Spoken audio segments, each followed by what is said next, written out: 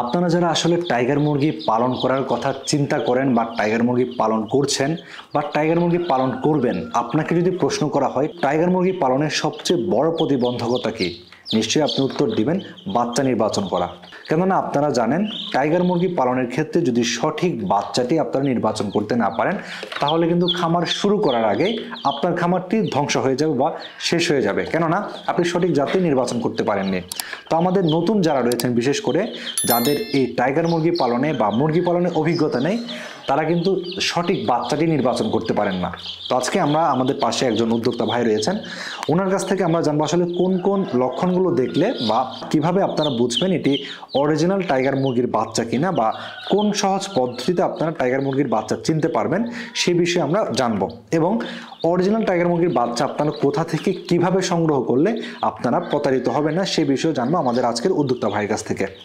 আসসালামু আলাইকুম ভাইয়া। ওয়ালাইকুম আসসালাম ভাই, ভালো আছেন? আলহামদুলিল্লাহ, আপনি কেমন আছেন? জি আলহামদুলিল্লাহ ভাই, ভালো আছি। আচ্ছা, আমরা তো আজকে সামনে অনেকগুলো মুরগির বাচ্চা নিয়ে বসে আছি, তো এগুলা কি জাতের মুরগি? এটা হচ্ছে টাইগার মুরগির বাচ্চা, এ গ্রেড বাচ্চা এবং 1 নম্বর এ গ্রেড টাইগার মুরগির বাচ্চা। আচ্ছা, আমরা তো এখানে এগুলা নিয়ে বসেছি, তো আমরা যেটা দেখলাম আপনার ওইখানে হচ্ছে ব্রোডার শেডে হচ্ছে কারেন্ট, ওই রুমে কারেন্ট না থাকার কারণে আমাদের এখানে আসতে হয়েছে।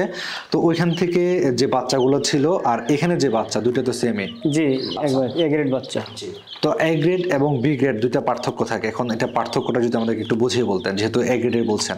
এ গ্রেড বাচ্চাটা হচ্ছে আপনার অরিজিনাল যে বাচ্চাটা ওটা হচ্ছে এ গ্রেড, আর যেটা বি গ্রেড ওটা হচ্ছে একটু ছোট বাচ্চা হয়, ভালো হয় না।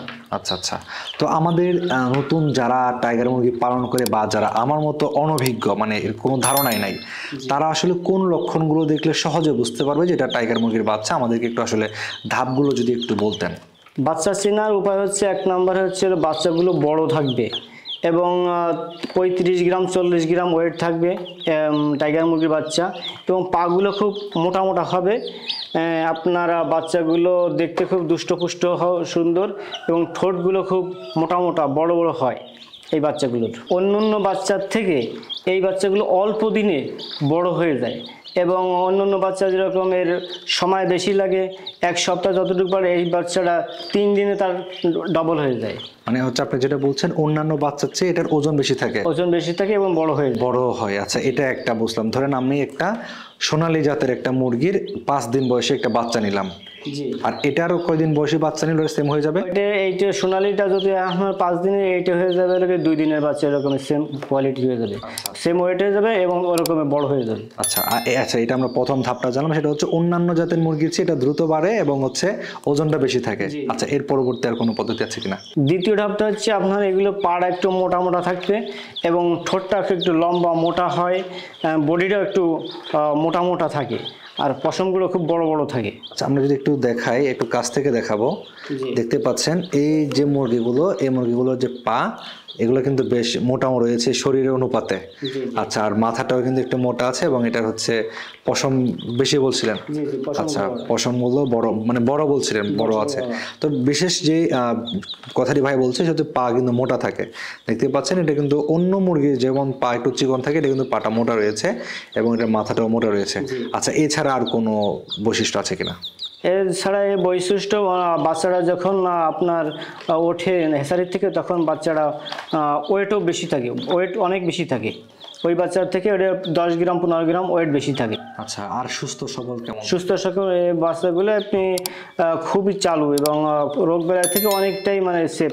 এই বাচ্চাগুলো আপনার বৈশিষ্ট্য একটাই দেখা যাবে, সেটা হচ্ছে বাচ্চাগুলো নাদুস অনেক চঞ্চল, খুব চালু থাকে বাচ্চাগুলো, ছটপট করে সবসময়, মনে করেন চালু থাকে। মানে অন্যান্য বাচ্চা তো অনেক সময় ঝিমায়। জি জি, এটা ওই বাচ্চাগুলো ঝিমায় না, একটু খাবারও খুব সুন্দর ভালো খায়, খাবার পানি যদি খায় তাহলে বাচ্চাগুলো তো সবসময় ভালো থাকে, এবং খাবার পানি খুব ভালো খায়, সুন্দর খায়। আমাদের তো যারা নতুন উদ্যোক্তা রয়েছেন তারা টাইগার মুরগির পালনে কিন্তু বাচ্চা নির্বাচনে ভুল করে এবং ক্ষতিগ্রস্ত হয় এই বাচ্চার কারণে। তো এখন বাচ্চাটা অরিজিনাল ভাবে যদি সংগ্রহ কেউ করতে চায়, আসলে কোন পদ্ধতিতে গেলে তারা এই বাচ্চা সংগ্রহে বা বাচ্চা নির্বাচনে ক্ষতিগ্রস্ত বা প্রতারিত হবে না বলে আপনি মনে করেন? এর জন্য আপনার যখন বাচ্চার জন্য নিতে হবে, তখন খামারির সাথে যোগাযোগ করতে হবে, এবং খামারির কাছে যে আপনার বাচ্চাগুলো যদি নিয়ে আসে তাহলে খুব সুন্দর হয়। আর যদি খামারির সাথে ভালো সম্পর্ক থাকে তাহলে খামারি তো অবশ্যই তার কাছে ভালো বাচ্চা দেয়, মানে সরাসরি যাওয়ার পরামর্শ দিচ্ছেন? জি জি জি। আসলে আমরাও বরাবর বলে থাকি, আপনারা যারা নতুন রয়েছেন তাহলে একটু কষ্ট করে হলেও যারা খামার করেন ওনাদের কাছে গিয়ে আপনারা খামারটা পরিদর্শন করে পরামর্শ নিতে পারবেন, সরাসরি বাচ্চা সংগ্রহ করতে পারেন, সেক্ষেত্রে প্রতারণার কোনো সুযোগ আশা করি থাকছে না। তো এখন ভাই আপনি তো দীর্ঘ বছর যাবৎ টাইগার মুরগি পালন করতেছেন এবং সফল একজন খামারি বলা যায়। আপনাদের তো অনেকগুলো প্যারেন্টস দেখেছি আমরা, আপনি নিজে তো বাচ্চা উৎপাদন করছেন দেখলাম। জি ইনশাআল্লাহ। তো এখন অনেকে তো বাচ্চা সংগ্রহ আপনার কাছ থেকে করতে চাইবে, এখন আপনি কিভাবে সরবরাহ করছেন? আলহামদুলিল্লাহ আমাদের নিজস্ব হ্যাচারিতে অনেক প্রোডাক্ট মানে আপনার বাচ্চা উৎপাদন করতেছি। এই বাচ্চাগুলো আমাদের বিভিন্ন ডিস্ট্রিক্টে আপনাদের দুই আল্লাহ রহমতে বিভিন্ন লোক খামারে আমাদের কাছ থেকে নিয়ে যাচ্ছে, যোগাযোগ করে আমরা পাঠিয়ে দিচ্ছি পরিবহনের মাধ্যমে। আচ্ছা, আপনাদের এখানে প্রোডাকশন আছে ভালো? জি জি ইনশাআল্লাহ। আচ্ছা, যেহেতু চাহিদা বেশি প্রোডাকশনও থাকার কথা। আচ্ছা, এখন তো পাঠাচ্ছেন পরিবহনের মাধ্যমে? পরিবহনের মাধ্যমে পাঠিয়ে দিচ্ছি। আচ্ছা, এখন যেহেতু এক জায়গা থেকে অন্য জায়গায় ডেলিভারি করেন, বাচ্চা মারা যাওয়ার কোনো সুযোগ বা সম্ভাবনা হয় কিনা? না, আপনার এটা আপনার যেভাবে পাঠাইছে এভাবে আল্লাহর রহমতে কোনো বাচ্চা কাটে না, খুব বাচ্চা সুন্দরভাবে আমাদের পাঠিয়ে দেওয়ার ব্যবস্থা আছে। আচ্ছা আচ্ছা, এখন হচ্ছে আপনাদের তাহলে অনেক সময় দেখা যায় যে বাচ্চা নেওয়ার ক্ষেত্রে অনেকে প্রতারিত হয় অ্যাডভান্স টাকা দিয়ে, এখন আপনাদের লেনদেনটা আপনারা কিভাবে করে থাকেন?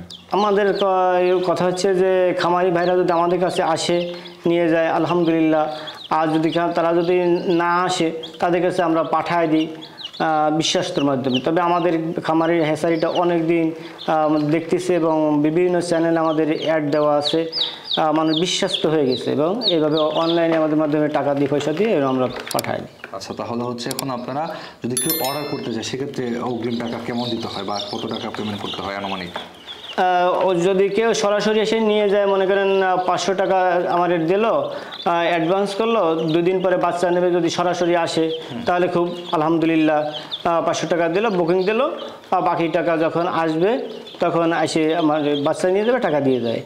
আর যদি নাকি সে না আসে তাহলে মনে করেন বুকিং দেওয়ার সময় 500 টাকা দিয়ে বুকিং দেবে এবং নেওয়ার সময় আর পুরো টাকা দিয়ে সে বাচ্চা নিয়ে যাবে। তো ভাই এখন আমাদের যারা খামারে রয়েছেন, নতুন খামার করতে চাইবে বা যারা খামার করে ক্ষতিগ্রস্ত, তাদের জন্য আপনার পরামর্শটা কি থাকবে?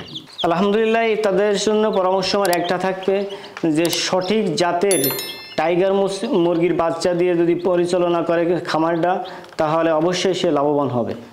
তো সেক্ষেত্রে যদি অরিজিনাল টাইগার মুরগি বাচ্চা দিয়ে পালন করে ক্ষতির তো কোনো সম্ভাবনা আছে না? ইনশাআল্লাহ আল্লাহর রহমতে কোনো ক্ষতির সম্ভাবনা নাই।